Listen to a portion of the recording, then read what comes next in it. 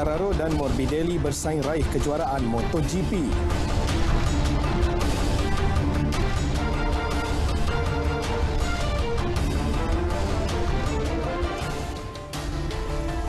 Kita mulakan perkembangan sukan malam ini dengan saingan MotoGP dunia. Pelumba pasukan Petronas Yamaha Sepang Racing Team Fabio Quartararo dan Franco Morbidelli sudah bersedia untuk menghadapi 3 perlumbaan penghujung musim bermula dengan Grand Prix Eropah minggu ini.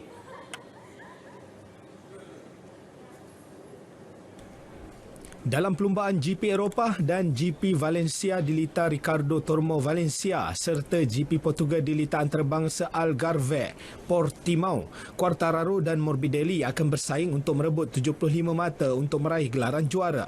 Selepas kejayaan di Valencia tahun lepas menyaksikan Quartararo bermula dari petak utama dan mendapat tempat kedua dalam perlumbaan itu, pelumba Perancis itu berharap dapat melakar satu lagi keputusan yang baik dilita Ricardo Tormo untuk memberi tekanan kepada pendahulu kedudukan carta kejuaraan dunia MotoGP ketika ini. Dia yakin dapat mengurangkan jurang perbezaan 14 mata pada carta kedudukan dalam 2 perlumbaan hujung minggu di Valencia sebelum pusingan akhir di Portimao selepas itu. Dengan kejayaan meraih kemenangan kedua kelas MotoGP, Morbidelli berhasrat meneruskan aksi baik di Valencia hujung minggu ini dan mahu mengurangkan jurang 25 mata dalam kedudukan kejuaraan pelumba. Pelumba Itali itu sebelum ini pernah memulakan perlumbaan di petak utama dan menaiki podium di lita Ricardo Tormo pada tahun 2017 ketika berlumba dalam kelas Moto2. Perlumbaan hujung minggu ini akan menyaksikan peluang pasukan Petronas Yamaha SRT untuk dinobatkan sebagai pasukan bebas terbaik manakala Yamaha sebagai juara kategori pengeluar. Bola sepak tempatan. Menjelang saingan bola sepak Piala Malaysia, kekalahan 1-2 yang dialami Kedah kepada Pahang pada aksi Liga Super sebelum ini menjadi pengajaran berguna untuk skuad Lang Merah. Kedua-dua pasukan itu akan bertemu pada pusingan pertama Piala Malaysia di Stadium Darul Aman esok. Ketua Pasukan Kedah Badrul Bakhtiar menyifatkan kekalahan berkenaan sebagai peluang untuk rakan sepasukan memperbaiki kesilapan masing-masing. Beliau berharap momentum skuad dapat dikekalkan seperti aksi cemerlang sebelum ini. Dalam pada itu, Badrul berpandangan pasukan Kedah mampu mara lebih jauh pada saingan Piala Malaysia kali ini walaupun pernah dibelenggu beberapa masalah lama termasuk isu tunggakan gaji. Pemenang perlawanan Kedah dan Pahang bakal berentap sama ada dengan juara 33 kali Piala Malaysia Selangor atau Melaka pada aksi suku akhir yang dijadualkan berlangsung pada 12 dan 13 November. Liga Hoki Malaysia MHL 2021 disasar untuk dianjurkan bermula 8 Januari hingga 28 Februari depan. Pengerusi Konfederasi Hoki Malaysia, Datuk Seri Dr. Anil Jit Singh berkata, keputusan itu dicapai pada mesyuarat Lembaga Eksekutif KHM sekaligus MHL bakal menjadi pembuka tirai kalender tahun baharu 2021. Datuk Seri Anil Jit menjelaskan meskipun situasi penularan pandemik COVID-19 di Malaysia masih dalam keadaan membimbangkan, beliau mempunyai harapan tinggi bahawa keadaan akan beransur pulih dan terkawal pada tahun depan. Pihaknya akan menghantar surat tersebut kepada Majlis Keselamatan Negara MKN, Kementerian Kesihatan Malaysia KKM serta Kementerian Belia dan Sukan KBS bagi memaklumkan mengenai perancangan kejohanan dan mendapatkan maklum balas daripada mereka. Saingan MHL 2020 yang berakhir Februari lalu menyaksikan penyertaan 8 pasukan dalam kategori lelaki dan 6 pasukan bagi kategori wanita. Dalam pada itu, Konfederasi Hoki Malaysia hari ini menyalurkan geran pentadbiran berjumlah RM10,000 kepada 14 persatuan hoki negeri dan 2 ahli gabungan iaitu Polis Diraja Malaysia serta Angkatan Tentera Malaysia. Keputusan itu dicapai pada mesyuarat ahli Lembaga Eksekutif KHM kali ke-7 yang berlangsung Selasa lepas. Dalam satu kenyataan yang dikeluarkan hari ini, Presidennya Datuk Seri Subhan Kamal berkata geran berkenaan merupakan antara inisiatif diambil badan induk itu bagi membantu meringankan urusan pentadbiran Persatuan Hoki Negeri dan ahli gabungan yang terjejas dengan penularan pandemik COVID-19 ketika ini. Menurutnya, walaupun agak mustahil untuk setiap Persatuan Hoki Negeri dan ahli gabungan KHM untuk menganjurkan sebarang kejohanan Liga tahun ini, pihak pengurusan KHM tetap merasakan bantuan kewangan perlu diberikan kepada mereka. Datuk Seri Subhan memaklumkan KHM juga sedang meneliti kaedah terbaik untuk menambah jumlah bantuan yang bakal diberikan pada tahun hadapan selepas menilai kedudukan kewangan badan induk tersebut.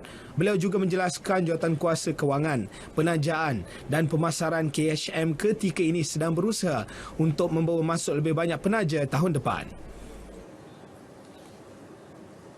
Masih perkembangan sukan hoki. Hukuman penggantungan 18 bulan yang dikenakan ke atas pemilik Hokkademi, Datuk Seri Megat Syahriman Zahrudin oleh Konfederasi Hoki Malaysia dilihat sebagai pertuduhan yang cacat. Demikian tegas peguam yang mewakilinya, Muhammad Zafri Aminur Rashid, mengulas hukuman tersebut yang dianggap tidak mengikut prosedur biasa.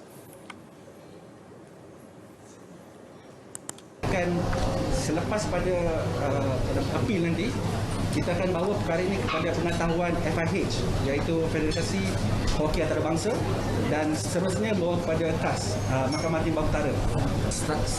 Sehingga tamat proses rayuan, iaitu sehingga ke KAS. Itu KAS tu yang paling akhir lah. Datuk Seri bukan bersedia, dia akan terima hukuman yang dikenakan.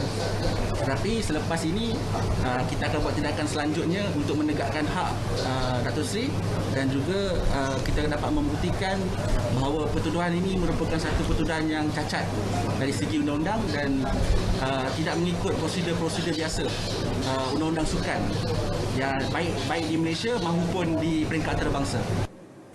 Zafri berkata dakwaan yang dikenakan ke atas Megat adalah berkaitan tuntutan pembayaran hadiah kemenangan Liga Hoki Malaysia tanpa membabitkan apa-apa serangan peribadi terhadap mana-mana individu maupun pentadbiran KHM. Menurutnya, Megat bertindak untuk membuat kenyataan media selepas KHM gagal untuk menjawab surat rasmi bertarikh 15 April dan 27 Mei 2020 berkaitan pembayaran duit kemenangan Liga Hoki Malaysia.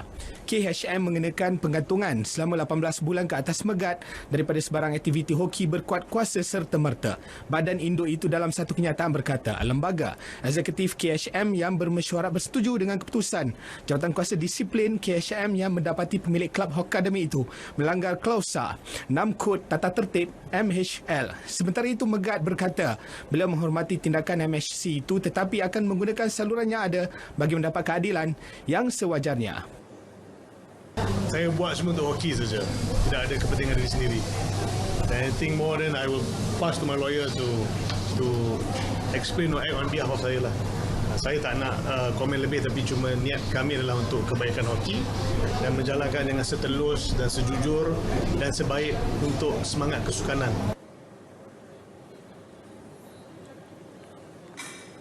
Sukan badminton, Siti Nur Syuhaini Azman memastikan kerja kerasnya berakhir dengan kejayaan selepas mengesahkan tempat ke kumpulan A kedudukan dalam pasukan badminton remaja kebangsaan. Pemain berusia 16 tahun itu melakar kemenangan kedua berturut-turut dalam saingan play-off 100+ cabaran ranking remaja kebangsaan 2020 sekaligus mengekalkan kedudukan selaku pendahulu kumpulan A dan B perseorangan perempuan. Kemenangan kedua Syuhaini diraih selepas menang straight set ke atas Koh Jing Wen 21-13, 21-18 sekaligus mengumpul dua mata selepas dua perlawanan. Untuk rekod, Siti Nur Syuhaini Azman merupakan juara kumpulan B perseorangan perempuan di 100+ cabaran ranking remaja kebangsaan 2020. Saya rasa saya main bagus sebab mungkin hari ni dia tak perform sangat lah sebab saya boleh ambil bola dia senang. Lepas tu dia punya game pun tak macam selalu lah. Selalu bila kalau saya main dengan dia agak lihat lah nak matikan bola semua tu. Tapi hari ni saya rasa senang. Dua pemain Koh Jing Wen dan Loh Zi Wei bakal menentukan siapa yang akan mengiringi Syuhaini selepas berkongsi satu mata untuk menghuni tangga kedua dan ketiga. Kekalahan Koh Jing Wen membuka sedikit ruang kepada Loh Zi Wei yang menang ke atas Joanne Eng Mei Yin Yin dalam aksi 3 set 21-18, 15-21, 30-28 untuk merebut slot ke kumpulan A, namun terpaksa menanti sehingga hari terakhir esok. Set saya dia main macam belum baca saya punya bola. Dia punya speed belum laju. Dan second set dia tambahkan speed. Dan dia sudah baca bola saya. Dan saya sudah macam slow sikit, speed slow. Then saya kalah second set. Third set saya main, saya tambahkan saya punya speed dan bagikan saya relax sikit. Macam tak mahu pressure sangat. So saya nak try my best to win. Sementara Ko Jingwen perlu menang ke atas Joanne Ng pada perlawanan terakhir esok untuk mengisi nama dalam kumpulan A. Dalam aksi persaingan lelaki kumpulan A dan B, V Puati masih mengekalkan kedudukan selaku pendahulu sekaligus akan kekal dalam kumpulan A dalam pasukan remaja kebangsaan.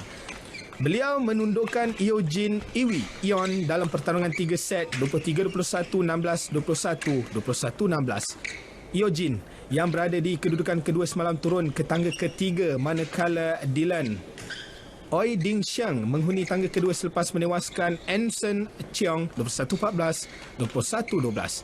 Saingan playoff 100 plus cabaran ranking remaja kebangsaan 2020 berlangsung dari 4 hingga 6 November akan menjadi penentu kedudukan pemain dalam pasukan remaja kebangsaan.